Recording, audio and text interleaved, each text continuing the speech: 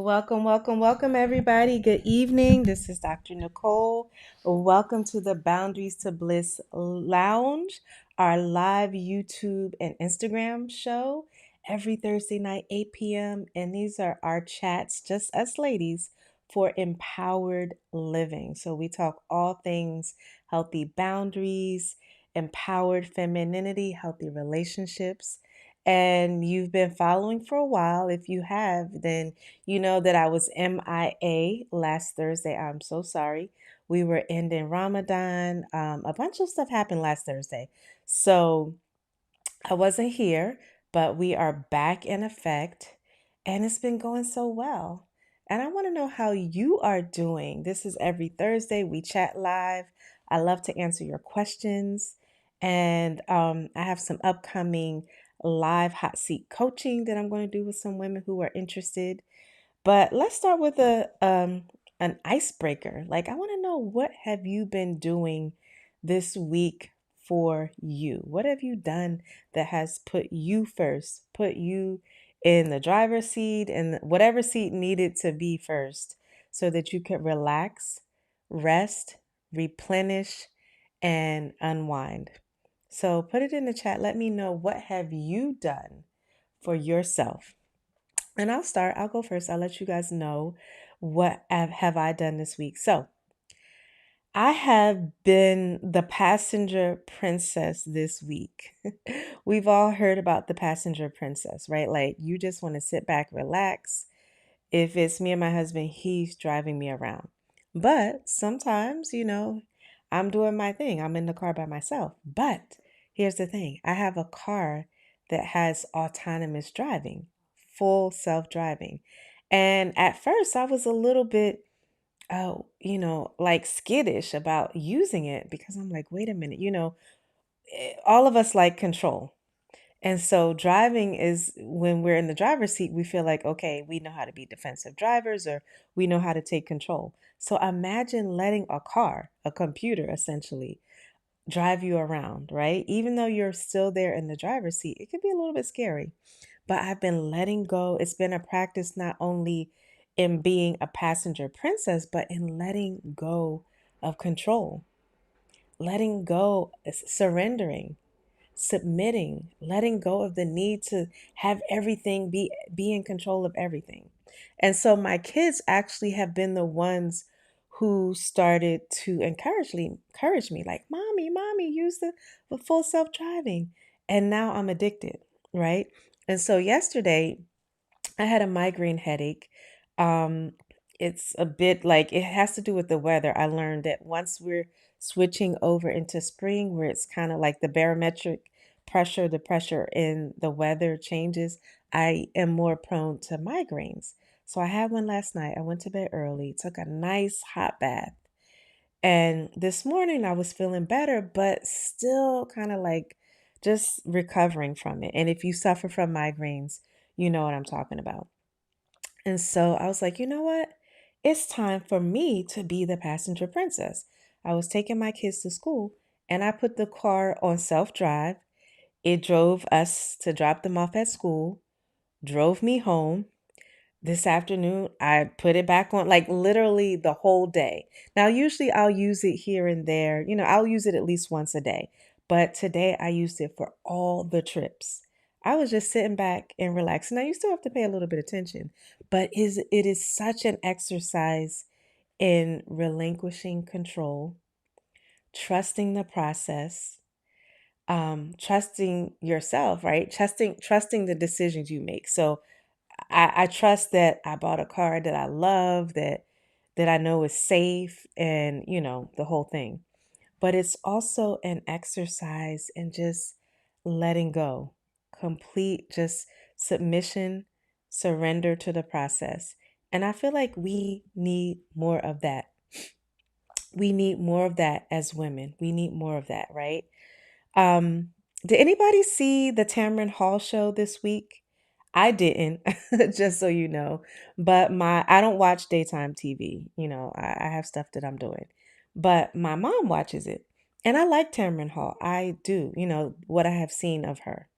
I think she's a beautiful woman and, she has a positive light and energy about her. So my mom texted me like, "Oh my gosh, hold on. Let me read you the text." She texted me like, well, she knows I wasn't watching it, but she said, um, where's the text? She's like, "Oh my gosh, Terman Hall's show is on feminine energy today." This was yesterday. "You're going to love it." And I'm like, "Oh my gosh." And I said, "Mom, tell me your daughter is not a trailblazer. How long have I been talking about feminine energy, especially in your relationship?" So I looked up, I went to Facebook and I, searched Tamron Hall. I went to her page, I didn't see it, but I searched Tamron Hall feminine energy. And then she had a whole panel and they were talking about what are the things that make it hard for us as women to really lean into, as they were saying, the divine feminine, really leaning into their feminine energy. And it was this whole thing of like needing control, wanting to be in control. And it's like an overcompensation. And then I just caught a few snippets, and then one of them was talking about, it was an actress, I forgot her name, but one of them was talking about why how it affected her relationship. This need to always be in control, and she and her husband were bumping heads. So I was like, who's been telling y'all about that for years now, right? And longer. But I just think it's so wonderful that more and more women are understanding the power of their feminine. And our femininity is so multifaceted. But what I want us to talk about this evening is the power of our softness, using our soft power, especially in our relationships. Because I think a lot of us take the energy from our home life, from our work life, our careers, or whatever, and I've kind of categorized the women that I tend to encounter that have a hard time falling back, right? But we take that outside energy and we tend to bring it inside the house when both our partners and ourselves tend to want a peaceful, harmonious vibe and energy in the house, but we don't know how to switch. We don't know how to turn one off, and we don't know how, to just let it go. Sometimes we're like that type A personality around the clock, right? And I would say I don't think it's healthy at all, right? I've learned this whole relinquishing control, falling back, trusting the process. This has served me well in business, professionally, in friendships, right? It's not just romantic. Um, it's not just in relationship or marriage, but in so many other aspects of your life. And I read this book called Deadly Emotions, and it talked about people that, remember, there was a time when people were like so proud to be a type A personality. They wore it like a badge of honor. Almost like, people would wear this whole uh, you know, I'm hustling, I'm grinding, and grind culture, hustle culture, wearing that as a badge of honor. Well, there was a time when people were wearing the whole type A personality as a badge of honor. And they've done so much research to show there really aren't a lot of benefits of it. It just means you're highly stressed, you're at risk for heart disease, anger, resentment, anxiety, not being able to relax. Like there aren't really a whole lot of, benefits.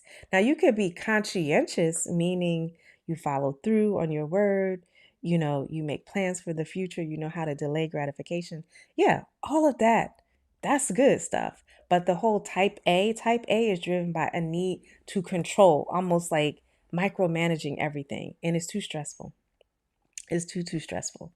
So the whole type A thing, I don't even think it should be a thing of when to turn it on or off. We need to learn how to turn it off and turn something else on that's a little more productive in the long term and healthier, right?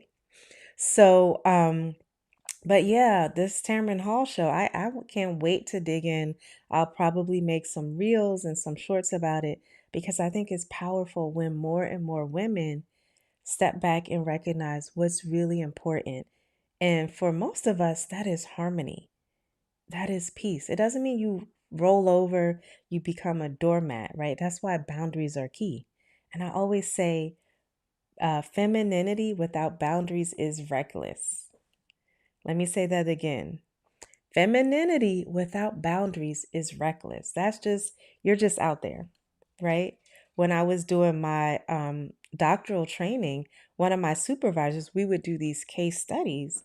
And we were doing a case study on somebody who was just, part of the problem is like the client, they were just ultra nice, like never got mad, never had issues, right? It was basically like this person was a walking people pleaser and a walking doormat. And what we kind of uncovered is that like everybody needs boundaries. Doesn't matter like how soft you are inside, you need boundaries at some point. So I am not at all talking about not having boundaries. But what I'm saying is most of us recognize the value of being in harmony with our partner. That doesn't mean always in agreement.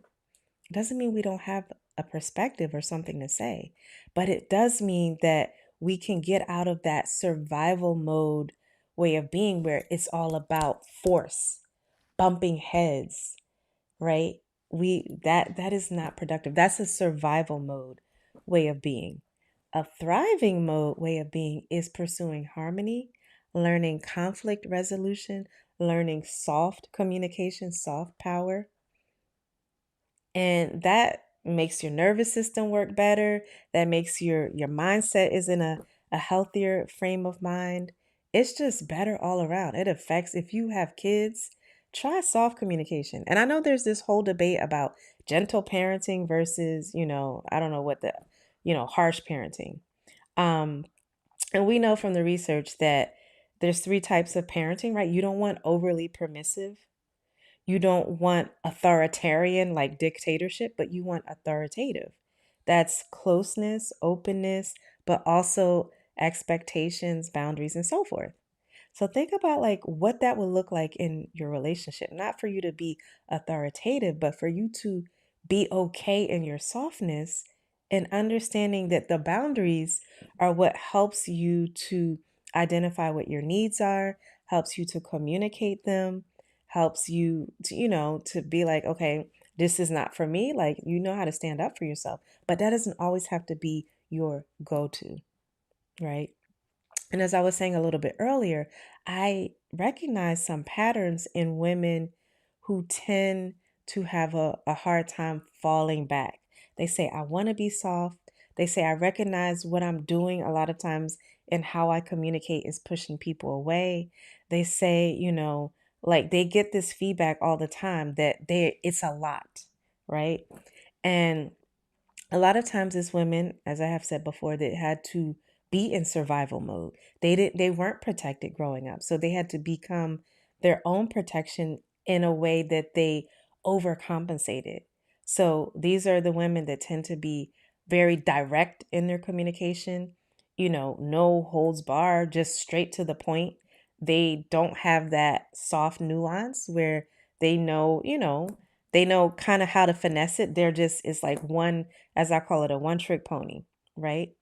Also, a lot of times women who grew up, they were just like among one or two girls, among like bunches of boys, brothers, male cousins, mostly father, uncles, things like that. So they had to adopt and fit in with a more masculine way of being. And that's cool, right? They did what they had to do, but they didn't really have a lot of modeling for the feminine way of being, right? The masculine is like problem solving, full steam ahead. I'm just laser focused on this one thing. The feminine can kind of step back and see the whole picture. As they say, see the forest and not just the tree, and see when it might be wiser to take a different approach than just like boom. But a lot of women who grew up mostly around boys, they just naturally adopted that more masculine way of being. And then the third type that I see that has a difficult time or some challenges with leaning into their softness is the women who they had an example of a mom who was really feminine, but for whatever reason they resented it. They didn't understand it. They saw her as weak. And maybe the mom was the one, like they grew up in a household of boys or whatever. And so they saw the mom's way of being, her wisdom, her ability to step back and not, and like, see, the feminine, we know how to delay gratification, because when you are just going straight to the point, you're not delaying gratification, you just want to get your point across. So there were some women who, as they were growing up as girls, they saw the feminine women around them as being weak. They interpreted it as weakness, either because they were mostly around boys, or things they heard in society, or maybe their peer group. Sometimes if they grew up in a peer group that was where it was just single mothers or females that had to adopt masculine roles, they would compare their mother to who was softer to the other mothers who were like harsh and hard because they had to be. And so they started to think that their mom was an anomaly, not understanding, right? That was how it was supposed to be. Their mom was actually in a healthier place. You all get it, right? You get what I'm putting down? As my one of my mentors used to say, are you picking up what I'm putting down, right? So it's these three categories of women. And either way, and there's other women as well, but the main point is what develops is this need to be in control. It's like a self-protection. So remember I said your femininity without boundaries is reckless. Well, boundaries, just like without femininity, become walls, and it becomes an overcompensation, an over you know extension of what you didn't get growing up. And so whatever the case may be, whatever the cause, a lot of women that I work with and that I talk to recognize how it is affecting them in their relationship. Last year, and go, you can look on my YouTube channel, I did an interview with a woman, a sister who she had been in one of my courses or read one of my books. I didn't know her personally until about a year ago. I went to a book signing. One of my friends, her book came out, and I went to the book signing, and she this other woman who had been in one of my courses, been following my work, she saw me and she came up to me. Oh my gosh, I'm one of your biggest fans. I'm like, oh my gosh, I don't even, so we started talking. And she was like, you do not know, you following your work helped to save my marriage. Learning to be more feminine, lean into my feminine energy, it saved my marriage. I said, you have got to be kidding me. So we talked, we exchanged information. I interviewed her on my YouTube channel, and she talked about some of the factors that I just mentioned. But what she said is learning to be softer and recognize that softness was not a weakness, that it was actually a strength, and it helped to complement what her husband brought to the table. And, them having that balance and that dynamic was really, really helpful. So go back. I think it's called, I've titled it Femininity Saved My Marriage. And it was a beautiful interview. We had a nice long talk. We went into so many different things. But one thing she said is that, she took to heart the three pillars of feminine communication that you'll hear me talk about. It's timing, giving space, and tone. So it's time, space, and tone, right? TST, time, space, and tone. Time is like understanding the right timing to say something.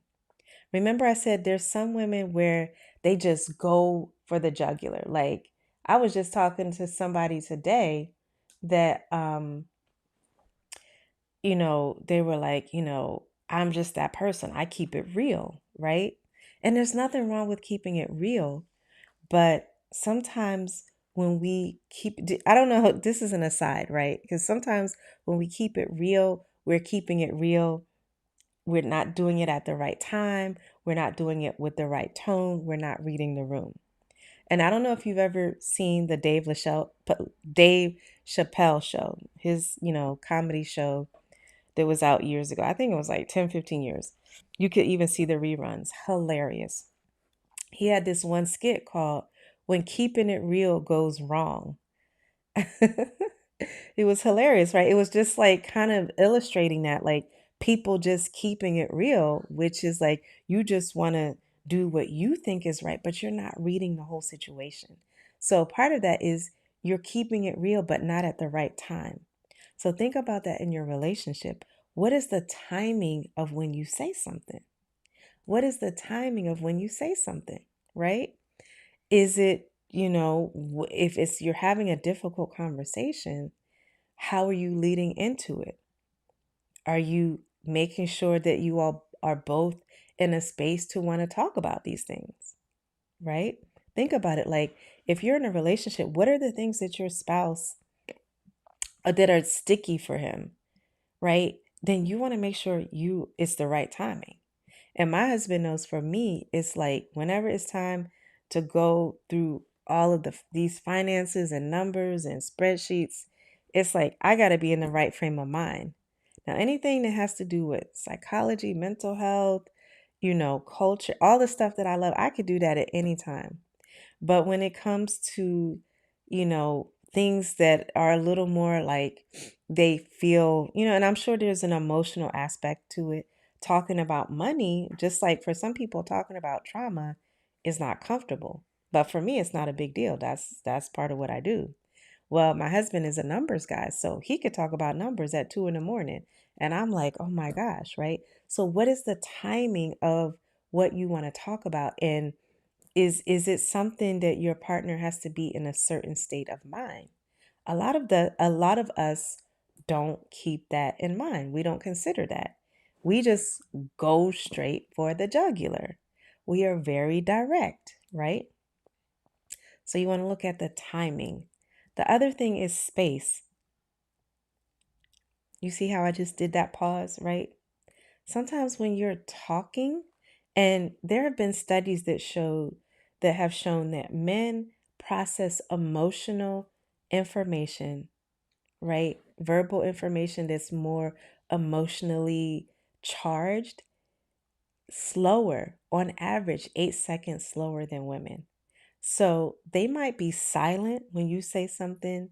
They might be processing it. They might be trying to understand, like, they're problem solvers. So they're trying to understand, like, okay, what is the problem that I need to be solving right now?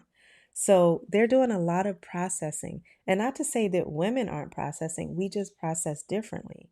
We tend to gravitate more to verbal information, and that's our wheelhouse, right? Um, Emotions and things like that. So, in addition to having the right timing of when you're having discussions, like be okay with leaving space. Can I say it again? Be okay with leaving space, just like I did, right? Silence. It doesn't always have to be rapid fire.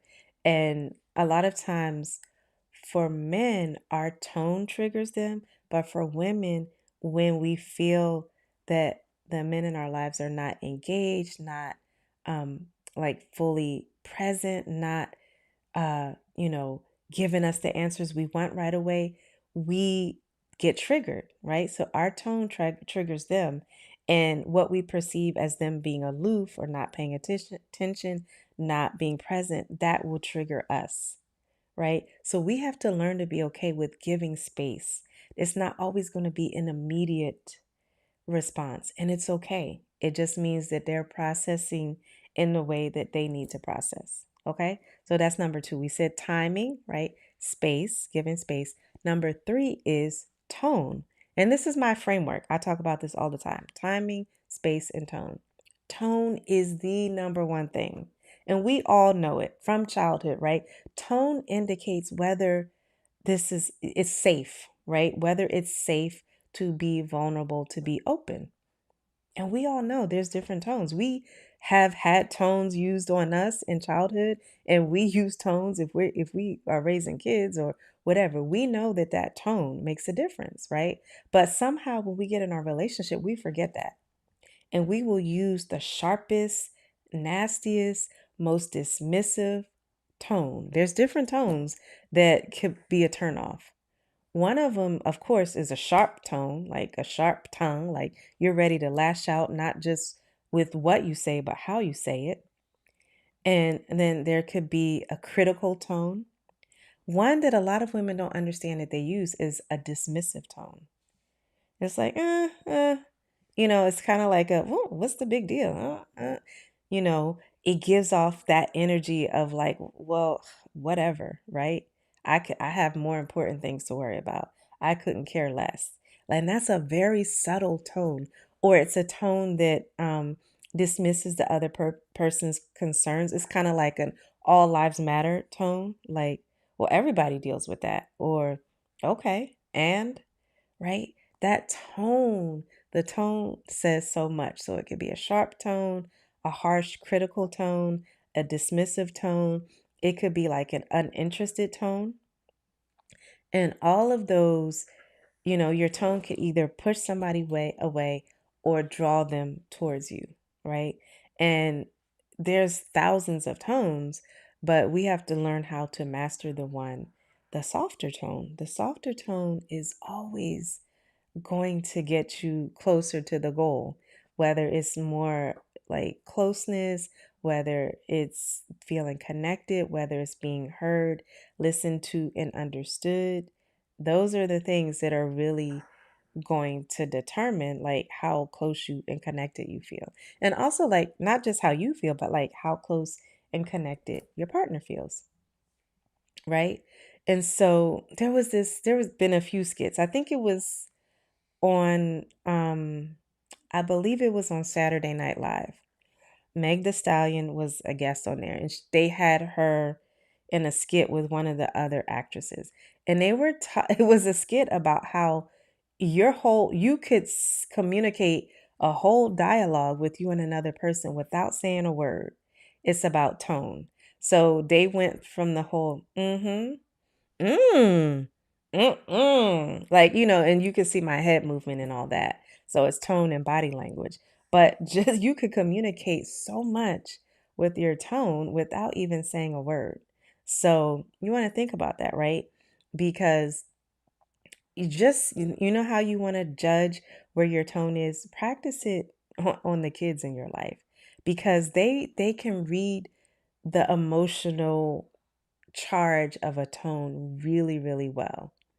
And because we use that, especially, women, we will use the tone. We might say something, the sweet words, but it'll have that biting kind of tone to it, or that serious tone, or that don't play with me tone, right?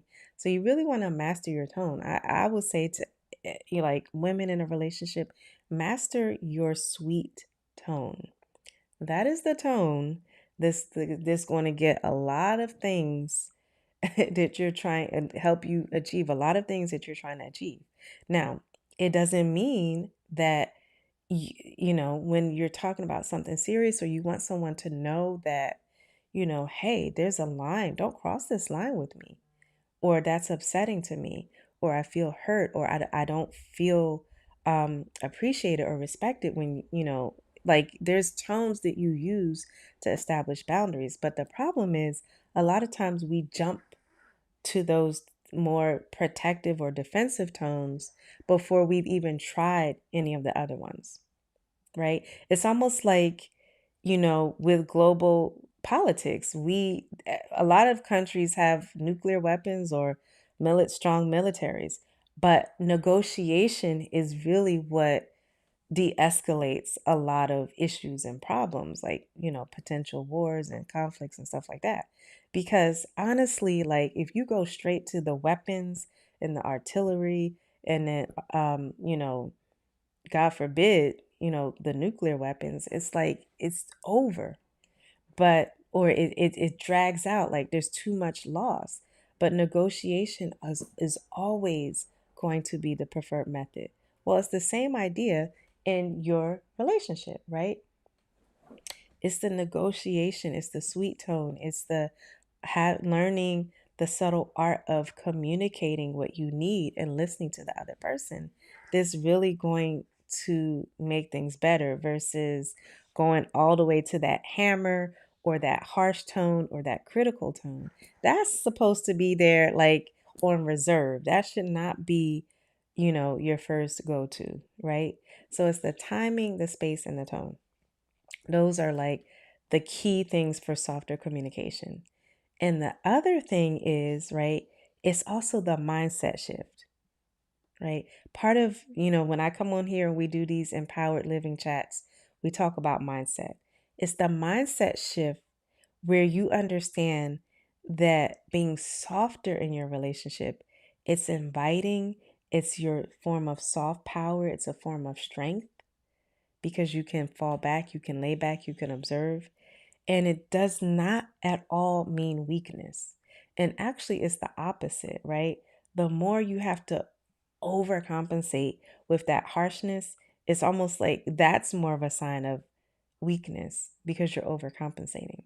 So it's like a mindset shift to understand that being soft does not mean being weak.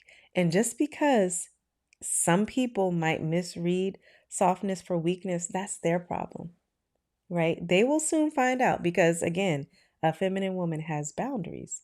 So being softer, even if it's misinterpreted by some people as being weak, it does not mean you're weak. That's a them problem. I was telling somebody the other day that, we were talking about stuff. I said, even when it's personal, it's not personal. Can I say that again? Right? Even when it's personal, it's really not personal. So that means even when you feel like you're personally targeted or attacked or, you just feel like you're in the line of fire, it's still not personal. It's still not about you. It's that other person's projection. It's what you trigger in them. It's what they see in you that either reminds them of something that they don't want to face or their own inadequacy or whatever. So ultimately, it's still not personal. So if there's another person, and this happens a lot with us women, right? I can give you tons of examples where other women who are more in a harsh masculine space, they think that softer women are weak. But I don't take it personally because that's a them issue. I know I'm not weak. I know I have an inner strength and resilience that, like, that's a them problem.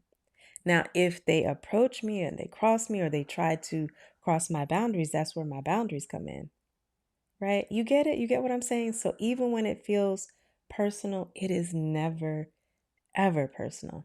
It's always a them problem. So just because somebody else, another woman, thinks that softness is weakness, that's a them problem. Now, if you're with a man who thinks that being soft is weak, then and you want to live a soft feminine life, then that's not somebody you need to be with. I saw a great video where, again, we all bring our projections and our narratives from childhood. And I saw a great video where this woman was talking about, like, if you find these men that are like, they want a woman, a ride or die, somebody that's going to work hard and do this and that. Like the way that they say it is because they're projecting what their own mother wounds onto the woman in their life, their partner. And that's not healthy, right? So you want to be very careful and listen out for how other people view femininity, soft communication, being able to negotiate and not be harsh, right? If they have a negative view towards the feminine qualities of a woman, you have to ask yourself, like, is that a person you want to be with? Because they're either always going to be trying to trigger you into a more masculine role, or they're going to be triggered if you're not into that, and it's just going to be a lot, right? So I would say one red flag is like if you're going into a relationship and this person does not, they think and speak and believe negatively about feminine qualities, soft qualities, then you might want to think twice, because they're just going to expect, they're going to try to pull you into a masculine role.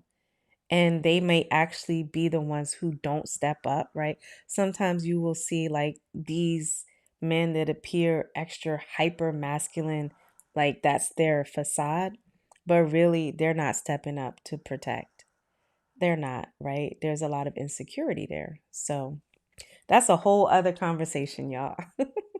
But I just wanted to break down those parts of like shifting our mindset that softness is not weakness, understanding that framework, the time, space, and tone, and really watching your tone, ladies. And I've had this with other women where sometimes they'll talk to you in a way that's very dismissive, right? And then, like, I have several examples of this, but these are women that have a difficult time with their feminine energy for some of the reasons that I described earlier.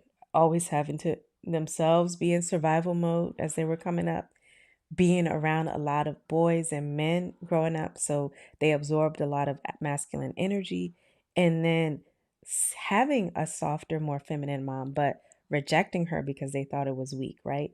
And I've been around women like that. And a couple of times, not more than a couple, several times, right? They will use a dismissive tone because that's the tone that they use with themselves. They tend to be harsh, overly critical with themselves, dismissive. So they're always trying to prove, right? So they just, it's natural. They're going to do that to you because they're just projecting, right? You get what I'm saying? So basically, it goes back to that old schoolyard saying, which by the way, my kids laugh at me. They're like, "What's a schoolyard?" They call it the courtyard or something like that. Um, but when they would say, "I'm rubber, you're glue. Whatever you say to me bounces off of me and sticks to you," right? That's just a way to say, like, the things that a person is saying to you and doing to you, that's their projections. That's it. They're projecting. It has nothing, it's again, even when it's personal, it's not personal.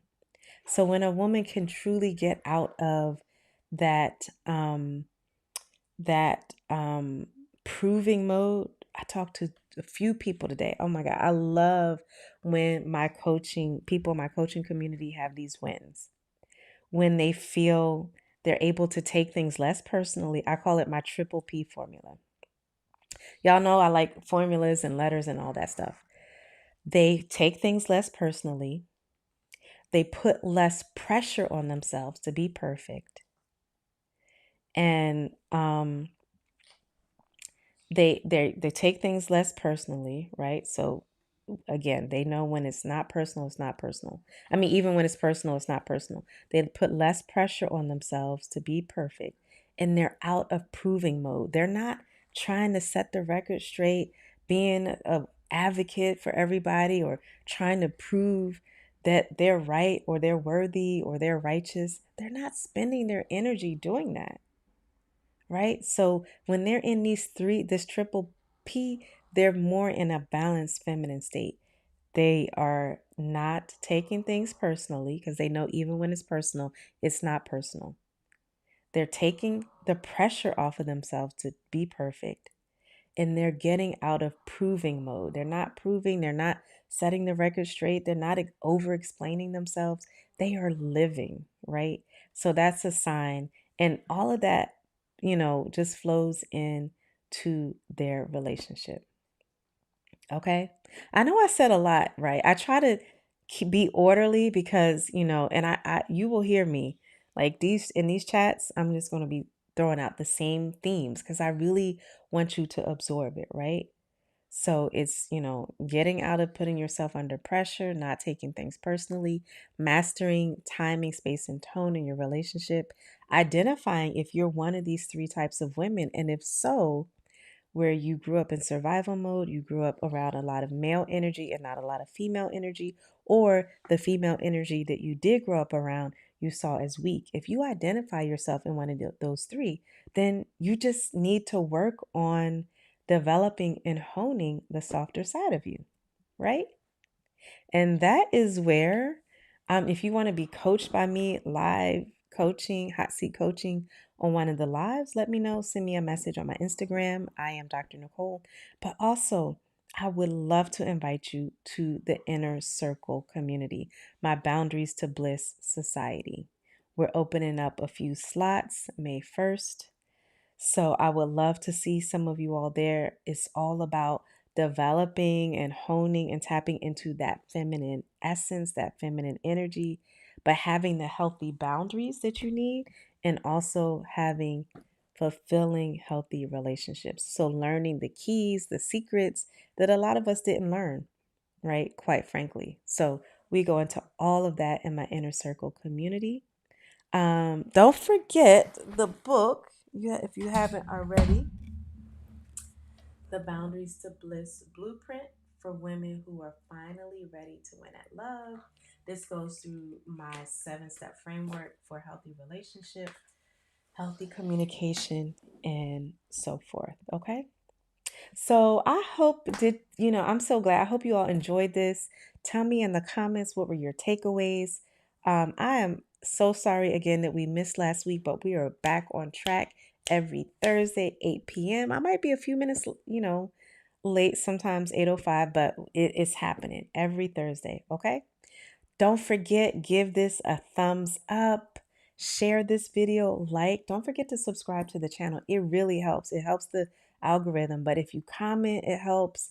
If you share, it helps, right? Save this and go back over it. Learn about time, space, and tone. Learn about the triple P formula I said, and learn how to get out of that masculine mode if you are in it. And it's getting more mainstream. Like I said, Tamron Hall was talking about feminine energy. You had some high-powered actresses on there talking about the power of feminine energy. So it's definitely something you want to pay attention to.